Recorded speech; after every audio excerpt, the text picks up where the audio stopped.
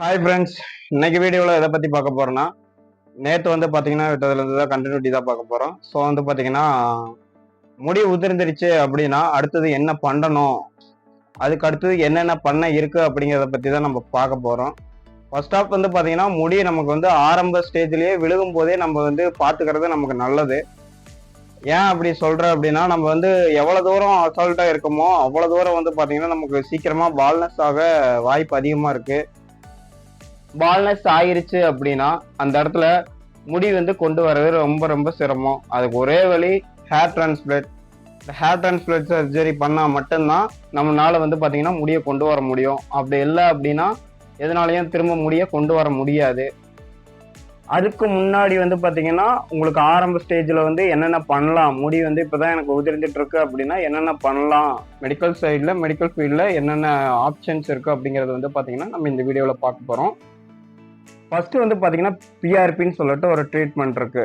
PRP அப்படிங்கிறது வந்து பார்த்தீங்கன்னா பிளேட்லெட் ரிச் பிளாஸ்மான்னு சொல்லிட்டு சொல்லுவாங்க. இது என்ன பண்ணுது அப்படின்னு சொல்லி பார்த்தீங்கன்னா நம்மளோட ரத்தத்தை எடுத்து வந்து பார்த்தீங்கன்னா ஒரு 20 நிமிஷமோ ஒரு அரை மணி நேரமோ வந்து பார்த்தீங்கன்னா கூலிங் பண்ணதுக்கப்புறம் அந்த ரத்தத்தை எடுத்து இன்ஜெக்ஷனில் வந்து பார்த்தீங்கன்னா அதை வந்து எடுத்து குத்தி நமக்கு வந்து பார்த்தீங்கன்னா தலையில எந்த இடத்துல வந்து பார்த்தீங்கன்னா பால்னஸ் இருக்கோ அந்த இடத்துல வந்து பார்த்தீங்கன்னா இன்ஜெக்ட் பண்ணுவாங்க. இது வந்து பார்த்தீங்கன்னா ஒரு டைப். அடுத்தது இதோட அட்வான்ஸ் மாடல் ஜிஎஃப்சி. ஜிஎஃப்சி வந்து பார்த்தீங்கன்னா சேம் இதே மெத்தேடு தான். பட் வந்து பார்த்தீங்கன்னா அதை விட கொஞ்சம் க்ரோத் ஃபேக்டர் வந்து பார்த்தீங்கன்னா இன்க்ரீஸ் ஆகும். அதாவது இதோட மீனிங்கே வந்து பார்த்தீங்கன்னா க்ரோத் ஃபேக்டர் வந்து கன்சிடரேட்னு சொல்லி சொல்லுவாங்க.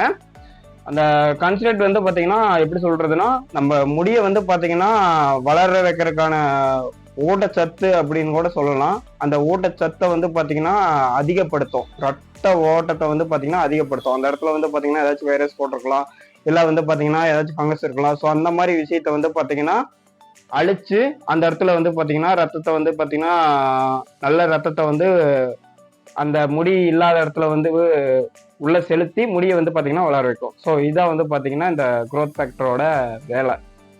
ஸோ இந்த ரெண்டும் வந்து பார்த்தீங்கன்னா பண்ணால் முடி வந்து பார்த்தீங்கன்னா இல்லாத இடத்துல வளர்ந்துருமா அப்படின்னு சொல்லி கேட்டிங்கன்னா, இல்லாத இடத்துல நீங்கள் ஜிஎஃப்சி பண்ணாலும் சரி பிஆர்பி பண்ணாலும் சரி கம்பல்சரி வந்து பார்த்தீங்கன்னா முடி வளரவே வளராது. ஸோ இதுதான் ஃபேக்ட்.